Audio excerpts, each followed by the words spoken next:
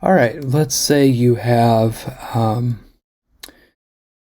to repitch some notes. You can go into here and go repitch without changing the rhythm. You can grab it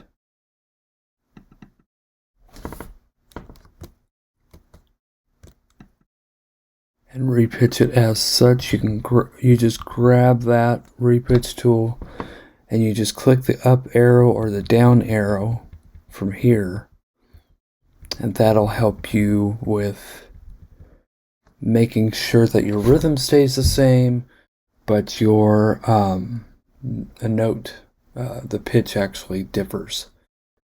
And click on there, then go into repitch, and then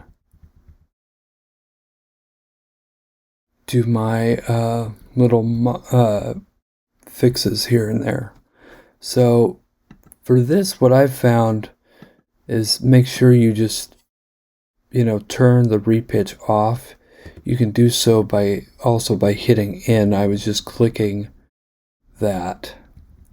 But you could either click this or with the trackpad, or you can just do N, and it will. One time it'll go blue, that means it's on, and then the second time you hit N, it'll turn it off. So that's how to